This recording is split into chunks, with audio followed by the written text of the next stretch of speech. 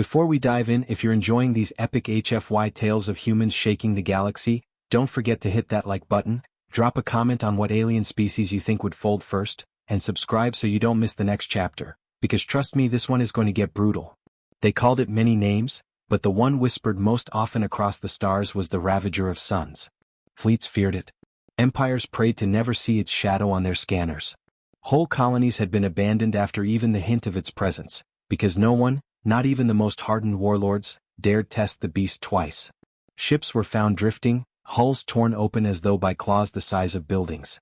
Records ended in static, last words often nothing more than screams drowned by an unholy roar that cracked comm channels like glass. The Galactic Council had convened 100 times on the matter, always with the same conclusion. This predator was beyond containment. Nothing in their weapon archives, no fleet tactic, no engineered trap had succeeded. Could not be killed. It could not be driven away.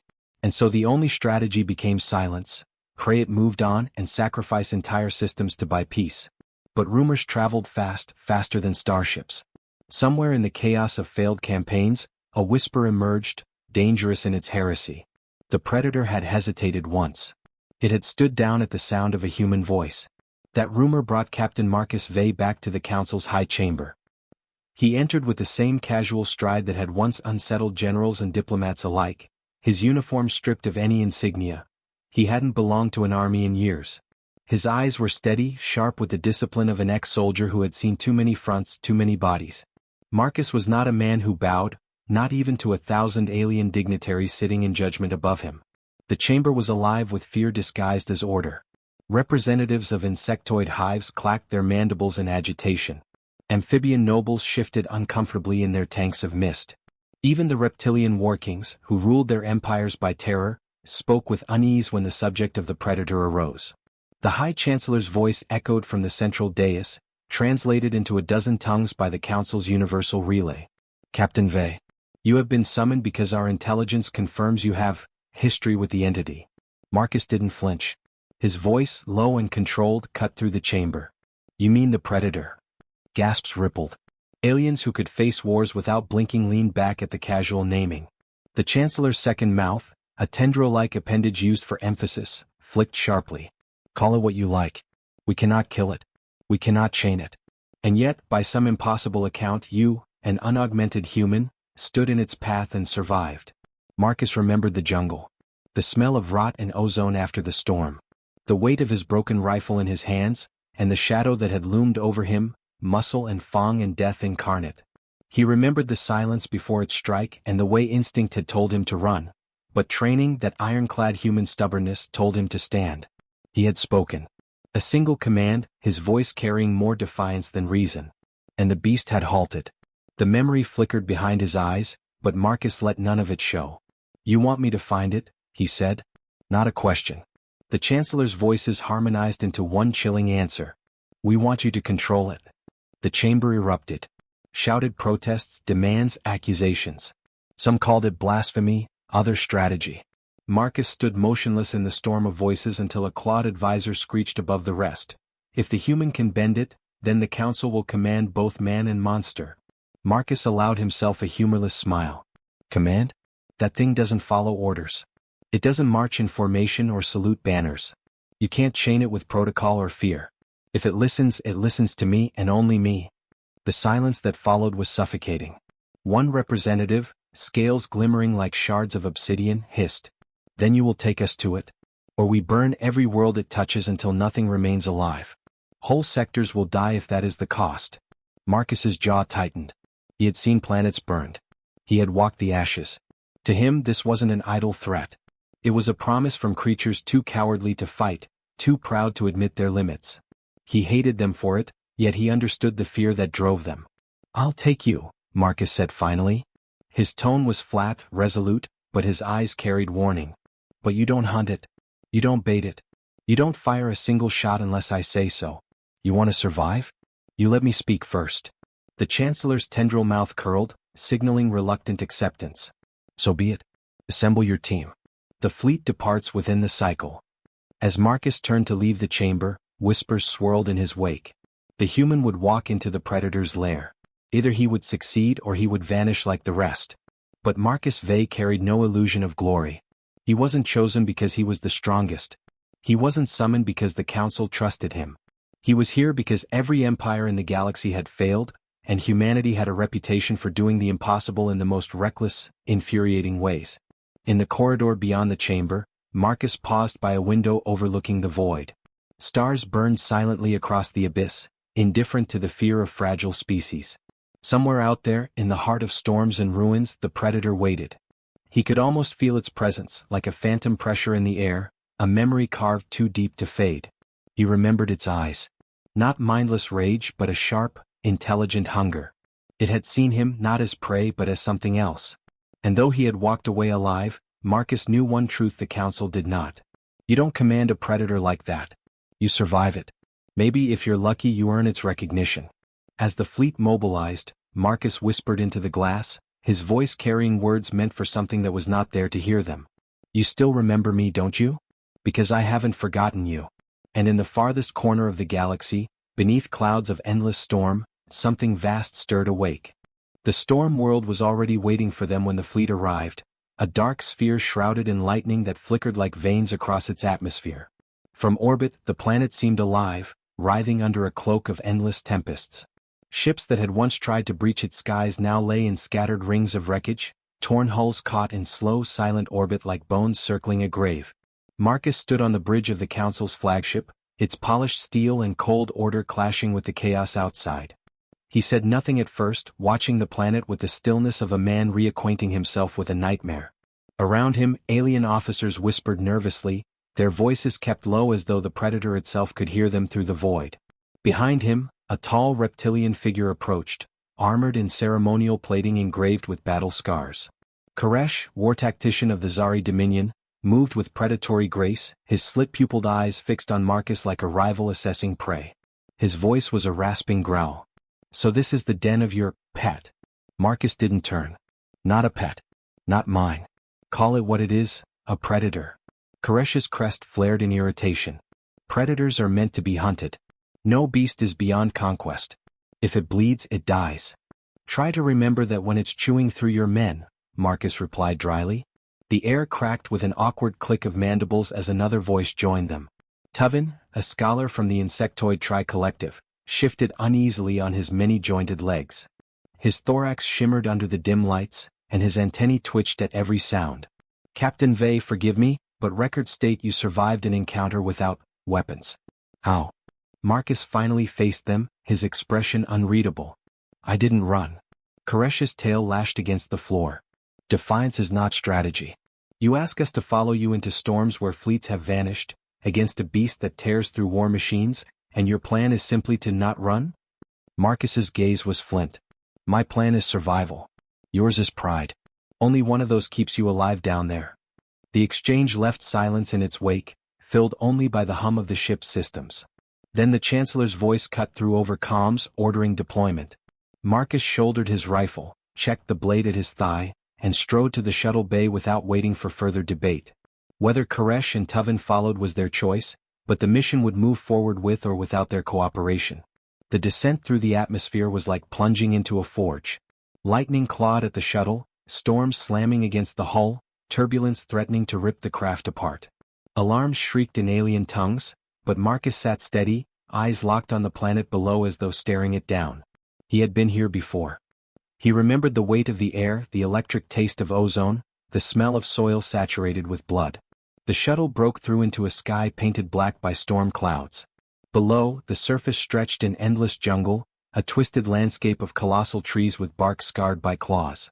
Fires flickered in the distance, the remnants of forgotten battles. No bird song, no insect hum, no signs of life beyond the whisper of wind through broken branches. When the shuttle touched down, the silence was worse than the storm. Soldiers disembarked, a mix of species armored in the finest tech their empires could produce, each gripping plasma rifles as though they might ward off the fear gnawing at them. Marcus stepped onto the soil first, boots sinking into damp earth. He scanned the treeline, senses tuned to every subtle shift. Tuvin followed, mandibles clicking softly as he adjusted the scanning rig strapped across his back. The ground is layered with remains, he said, his voice trembling with scientific awe. Skeletal fragments from at least 9 species. all stripped clean.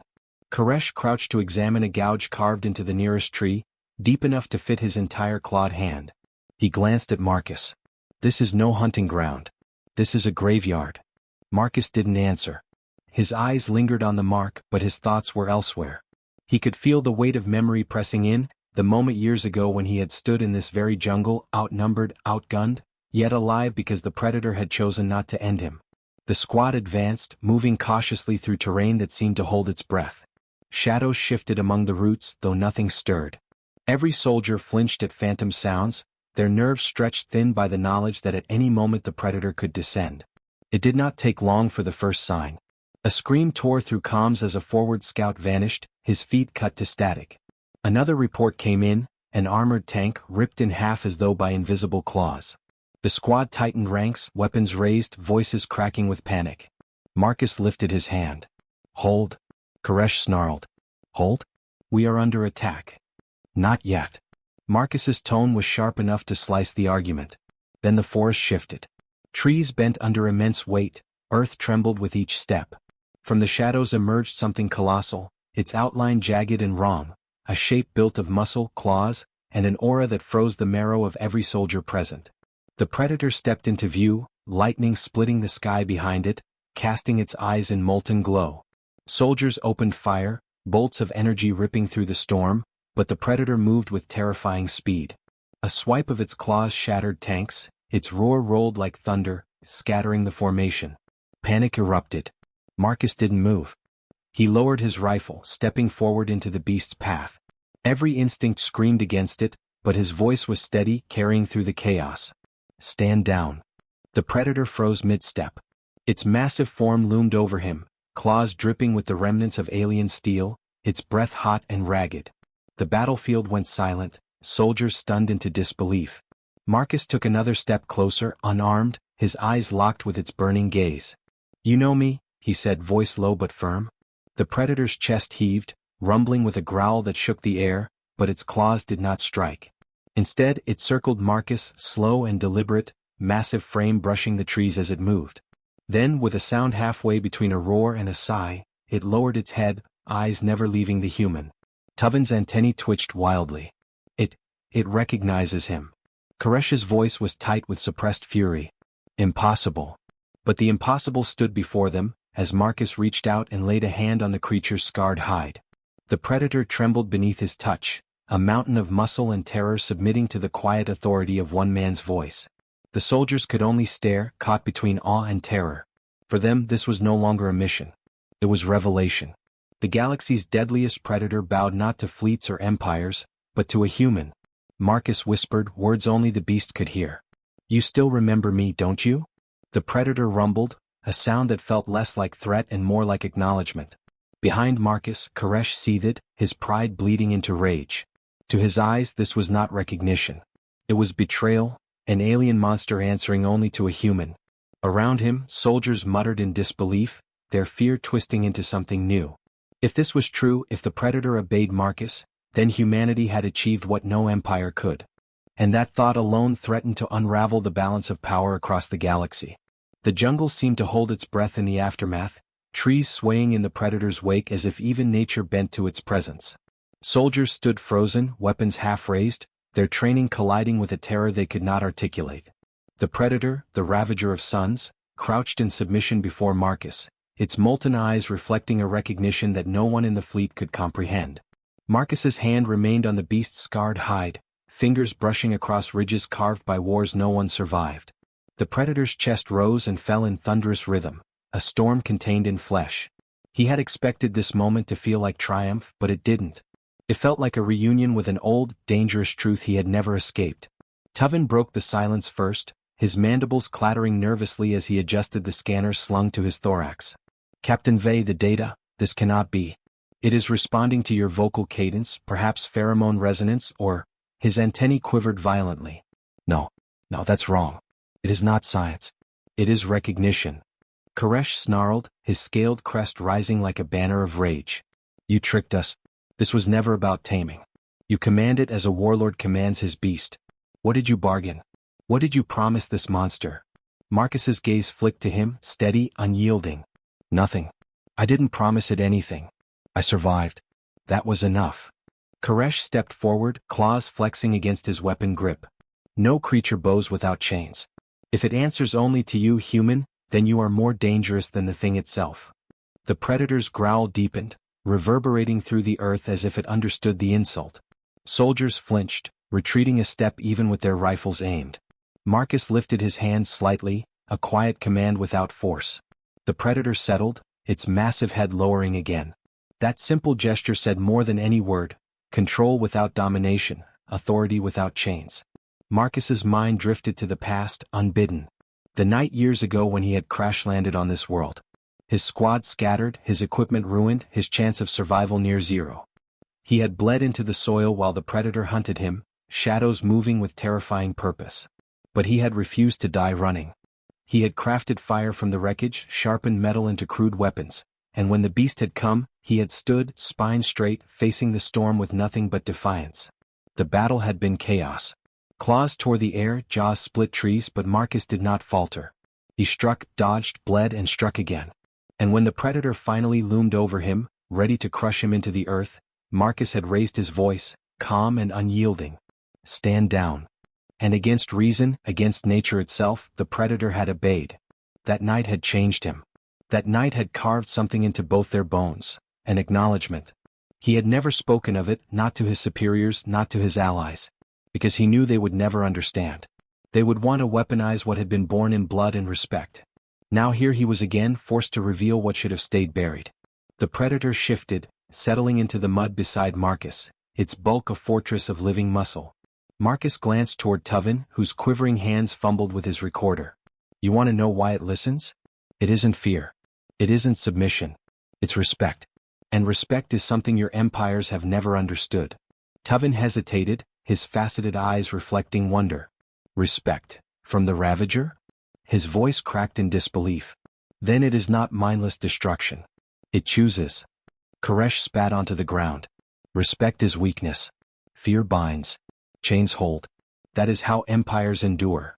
Marcus stepped closer, eyes narrowing. Chains break. Fear fades. But respect, earned in fire, in blood, that lasts. The words seemed to cut deeper than Marcus intended. Koresh's tail lashed in fury, and his claws clicked against the grip of his weapon. He turned sharply, barking an order into his calm. Soldiers shifted uneasily, caught between confusion and obedience. Marcus sensed it before it happened. The betrayal was inevitable. Koresh had never come here to learn, only to conquer. The first volley of fire erupted. Plasma bolts streaked toward the predator, scorching through the trees, painting the air with searing heat. The beast roared, a sound that split the sky like thunder, and the jungle erupted in chaos. Soldiers screamed as claws carved through them, tanks shattered like brittle toys, and the storm itself seemed to rage in harmony with the predator's fury. Marcus dove between blasts, cursing as betrayal turned to massacre. He had expected fear, but this was worse, arrogance disguised as control.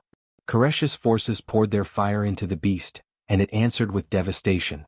But then Marcus saw it, the predator slipping beyond recognition, beyond restraint, into pure feral rage. It tore through anything in reach, allies and enemies alike, its roar unending. If it did not stop, nothing would remain alive in this jungle. He sprinted through the firestorm, his voice cutting through the chaos. Shade. The predator's head whipped toward him, eyes burning with frenzy. Marcus didn't hesitate. He ran straight into its path, unarmed, shouting over the carnage. Stand down. Shade, stand down. The beast skidded to a halt inches from crushing him, its jaws snapping shut with a sound like thunder. For a heartbeat, it seemed lost in bloodlust, its breath hot and ragged, its claws dripping with gore. Marcus dropped to one knee, pressing his hand to the ground, his voice low but unwavering. Look at me. It's me. It's Marcus. Stand down. The silence that followed was unbearable. Soldiers froze mid-flight, watching from behind shattered cover. Even Koresh faltered, his weapon trembling. Then, slowly, impossibly, the predator lowered its head, pressing its massive skull against Marcus's chest with a shudder that shook the air. Its growl softened, not rage but exhaustion, a storm breaking. Marcus rested his hand on its scarred hide, steadying his breathing. That's it. Easy. You're not a weapon. Not theirs. Not anyone's. Tuvin crept forward, his voice trembling with awe. He calmed it. He brought it back from blood frenzy. No empire, no fleet, no hive could. His words faded into silence. Koresh staggered to his feet, his pride bleeding from every motion. Rage and humiliation twisted his features as he spat at Marcus's boots. You shame us all, human. To bend a monster with words, this cannot stand. Marcus rose, locking eyes with him. No, Koresh. What cannot stand is your arrogance. You tried to chain what you couldn't understand. You nearly killed us all. The predator rumbled beside him, eyes fixed on Koresh like a judge awaiting the sentence. For a moment, Marcus considered letting it finish what had started. But he knew better. He reached out, brushing the beast's hide once more, and it remained still. He looked back at Koresh, his voice like steel. I saved your life. Remember that the next time you call me weak. Koresh's eyes burned with hate, but he said nothing. His silence was more damning than any threat. Tuvin stepped closer, his antennae trembling with questions he could barely contain. Why does it listen to you? We gave it fear, fleets, fire. Yet you give it nothing but words. Why? Marcus sighed, his hand still resting on Shade's scarred flank. Because words can mean respect. And respect is stronger than fear. Above them, the calm crackled to life with the Chancellor's voice. Captain Vey. Our fleets are in orbit. Deliver the beast or we unleash bombardment. Billions may burn, but we will not allow it to roam free. The threat was real, immediate. Marcus looked to the sky, then down at the predator, which watched him with eyes that held more comprehension than any alien dared admit. His jaw tightened. He knew what was coming. The council had given him a choice, but it was no choice at all. Looks like they're forcing our hand, Shade, he murmured, voice low. And as lightning tore the sky open above them, Marcus Vey stood between Predator and Empire, ready to defy them both.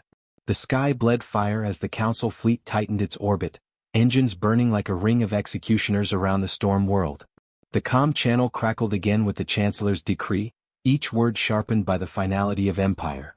Captain Vey, you have one chance. Deliver the beast into containment, or this planet will be scoured clean. No voice, no creature, no life will remain. Marcus stood in the jungle clearing with Shade looming at his side, the Predator's breath rising in steaming clouds.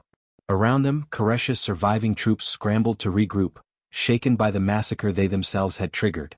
Tuvin hunched over his recorder, antennae twitching erratically as though he could not decide whether to document or simply run. Every eye shifted between Marcus and the Predator, because the decision of one human now meant survival or annihilation for them all. Koresh's voice was a venomous rasp. You cannot stand against the Council. They will burn you with the beast you pretend to command. Marcus didn't look at him. His gaze was fixed on the sky, watching the slow, deliberate movements of fleets preparing bombardment. If they want to burn us, they'll learn what it costs. Tuvin stammered, mandibles clicking nervously. Captain, you would defy them? The Council rules the galaxy. No single species, no single man has ever stood against them. Marcus turned, his eyes hard as steel. Then maybe it's time someone did. The words sent a ripple through the survivors, disbelief colliding with the faintest glimmer of something else, hope or madness or both. Above, the first strikes descended, streaks of fire screaming through the clouds. Explosions tore into the jungle, sending trees crashing in violent arcs. Shade roared, the sound so vast it shattered branches and rattled armor. The beast's eyes blazed with fury, but it did not charge blindly. It looked to Marcus, waiting for command. Marcus raised his rifle. We fight. The Council's ground forces surged through the storms, squads of armored elites dropping in precision formations. Their weapons cut through the smoke, plasma scorching the earth. Shade met them like a natural disaster given form, claws rending through steel, roars shaking formations apart. Marcus fought beside it, his movements sharp, efficient, born of decades of battle. Where Shade's fury broke lines, Marcus's precision cut arteries. Together they were unstoppable. For the soldiers who had doubted, awe replaced fear. They whispered between bursts of fire, voices hushed even in chaos. The Predator listens to him, the Ravager obeys the human. Each word spread like wildfire, a truth no council decree could bury. Koresh fought too, his pride refusing to yield even after his betrayal. Yet Marcus saw the shift in him. The reptilian warlord who had spat at respect now fought with desperation, throwing himself into enemy lines not for conquest but for survival. When Shade's path threatened to crush him, Marcus barked a command and the beast swerved, sparing the traitor. Koresh staggered back, stunned that mercy had been granted. The battle spread across the clearing like fire on dry grass. Soldiers screamed as Shade's roar deafened comms, the sheer force of its voice rupturing circuits. Marcus pressed forward, firing in bursts, shouting orders not as council authority but as a soldier whose presence demanded obedience. Troops rallied, finding strength in his defiance. The Predator's power was terrifying, but Marcus's control made it something more, an ally. A weapon, yes, but one wielded by choice, not chains. Every time Shade looked to him, every time it pulled back from frenzy at his voice, the galaxy's oldest truths cracked further. Fear was not the only leash. The council high above recognized the shift. Their bombardment escalated. Entire ridges collapsed under orbital strikes, the jungle set ablaze in sheets of fire. Over the roar, Marcus's calm hissed with the Chancellor's voice. Foolish human. You think respect will save you? You are an insect under our boots. We will erase you from the stars. Marcus gritted his teeth, ducking beneath a burst of plasma fire. He slammed a new charge into his rifle, speaking into the channel so every soldier, every ship, every frightened observer could hear. You've tried to chain it, burn it, fear it, and you failed. But it listens to me because I didn't treat it like a monster. I treated it like something worth respecting. That's why you'll lose. Not because of me. Because you never understood the difference. Shade's roar followed his words, a thunderous affirmation that rolled across the battlefield. Soldiers who had moments ago quaked now surged forward, fighting not just to live but to stand beside something greater. Then came the turning point. A massive strike team descended, their armor glowing with the Council's insignia, weapons primed to tear Marcus apart. Koresh, battered and bloodied, looked from Marcus to the incoming squad. For a moment his pride battled his fear. Then with a snarl he charged. His claws tore through the enemy, his body shielding Marcus and Shade as he carved a path with suicidal ferocity. Blasts pierced his armor, strikes cut him down, but Koresh fought on until his body could hold no longer. With a final roar he collapsed, his blood steaming on scorched earth. Marcus saw it, the warlord's final look, not hatred but grudging respect. The reptile had found honor not in conquest but in sacrifice. Marcus clenched his jaw, forcing down the weight of it. He barked to Shade, and together they pressed the assault, breaking the Council's strike team apart in a storm of fury and precision. The jungle was ash and ruin when they reached the uplink tower, a skeletal structure half swallowed by storms. Marcus climbed to its shattered platform, Shade crouched below like a living wall. He linked the comms into the galaxy-wide channels, overriding with the authority only defiance could grant. His voice rang out across ships and worlds alike. You call it the Ravager of Suns. You fear it because you tried to chain it. But look at it now. It doesn't kneel to fleets or empires, it chose to stand beside me. And you should be afraid. Not of the beast. Of what it means when humanity earns the respect of what you fear most. The message burned through channels, unstoppable. Across orbit, alien soldiers hesitated, shaken by the truth blazing across their feeds. The Chancellor's orders screamed to fire, but doubt had already cracked the foundation. Above, the fleet's superweapon began charging, an orb of energy swelling, bright enough to turn the planet to ash. Marcus felt the heat of it even from the ground. He looked at Shade, whose eyes reflected the glow like a dying sun. The beast rumbled, not in fear but readiness. Marcus exhaled slowly, the storm winds tearing at his coat, the scent of ozone and blood thick in his lungs. They're not done yet, Shade. But neither are we. The weapon's light grew blinding, its hum shaking the air. The fleet prepared to end everything in one final strike. And Marcus Vey, with the deadliest predator in the galaxy at his side, stood waiting, ready to defy an empire with nothing but resolve and the bond no alien had ever believed possible. The council chamber was chaos incarnate. Species that had once thought themselves apex predators now shrank into silence as the massive creature padded into the hall, its claws clicking against the polished obsidian floor. It had been muzzled, armored, and restrained by chains forged in a sun's heart, but even so, the air vibrated with its presence. Its slit-pupil eyes swept the rows of diplomats, and one delegate let out a strangled cry when those eyes lingered too long.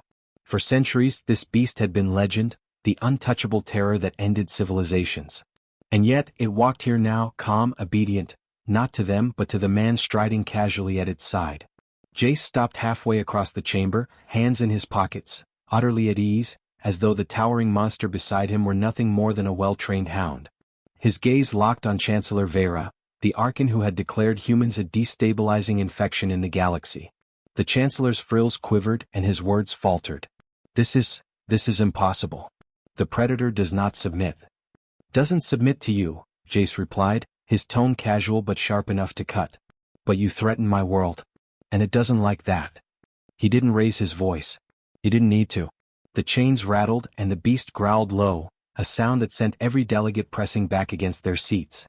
The vibration traveled through the chamber's very foundation. The creature's lips peeled back, exposing teeth longer than daggers, and the council's collective courage drained like water through a sieve.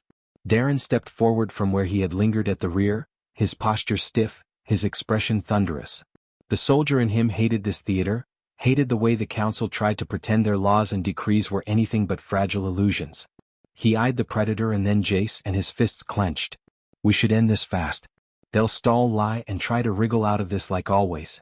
We will not, Chancellor Vera snapped, but the tremor in his voice betrayed him. We cannot condone such threats. Threats? Jace interrupted, and now his voice sharpened, cold and merciless. You sent fleets to Earth's orbit. You called for humanity's eradication. You unleashed weapons of extinction and you thought we'd fold. Instead, you found something older, deadlier, and angrier than you could ever imagine. And guess what? It listens to me. He snapped his fingers, and the Predator sat on its haunches like a great cat, tail thudding against the floor with an echo that made the chamber tremble. Gasps filled the room. Darren's jaw tightened and he stepped closer to Jace, lowering his voice. You're enjoying this too much. Jace didn't look at him, but his smile was dangerous. They need to understand. Words don't work with tyrants. Fear does. The counselors whispered among themselves, their voices a cacophony of desperation. Some demanded extermination protocols, others whispered surrender, but all eyes returned to Jace, the human who commanded the one thing they could never control. Darren watched them all and something inside him hardened. These weren't leaders. They were parasites clinging to authority, terrified the natural order had shifted against them. The Chancellor finally slammed his claws against the podium, the sound sharp and desperate. What do you want, human? Jace tilted his head as if the question amused him. I want peace. Simple, right? No more fleets circling Earth, no more whispers about containment protocols. Humanity isn't your pet project. We aren't your subjects. You wanted a monster. You got one. Now you'll listen. His voice softened into steel. Or I'll let it loose. The Predator rose slowly, towering over the council, saliva dripping from its fangs, muscles rippling beneath armored hide. It moved forward a single step, and that step was enough to make every translation device in the chamber register one clear sound across all languages. Doom. Darren leaned close. You really planning to let it off the leash? Jace's eyes glinted. Only if they make me. The chamber fell silent as the council processed the ultimatum. Vera's frills sagged, his posture collapsing into defeat. You will stand above all law? He asked, voice thin. No, Jace said. I'll stand outside it. And you'll remember that some things can't be caged, legislated, or erased. You feared this Predator because it's unstoppable. You should have feared us because we're worse. We befriend the unstoppable. We teach it loyalty. And when someone threatens our home, we bring it to your doorstep. The words struck like artillery fire. A hush consumed the chamber, deeper and heavier than before. The Predator lowered its head, eyes flicking toward Jace, waiting for the signal that never came. Darren saw it then, not just power, not just domination, but something stranger. The beast wasn't enslaved. It was choosing. Out of all the galaxies, all the voices, it had answered only to this one human. And that was more terrifying than the beast itself. Jace looked across the assembly one last time, his voice measured but lethal. This is your only warning. Earth will not be threatened again. If you test us, you won't survive the lesson. The Predator growled low, like thunder rolling across mountains. The sound carried an unspoken promise. The delegates flinched, some bowing their heads, some trembling, none daring to speak. Darren stepped forward, standing shoulder to shoulder with Jace. His eyes swept the chamber, daring anyone to challenge them. The galaxy thought it knew fear, he said, voice steady, carrying. Now it knows what fear listens to. For a moment, the vast hall was silent, suspended on the edge of collapse. Then, slowly, one by one, the counselors lowered their eyes, not in respect but in surrender. The Predator exhaled, a rumble that shook the walls, then settled at Jace's side like a sentinel carved of nightmares. The galaxy had called it the end of all things.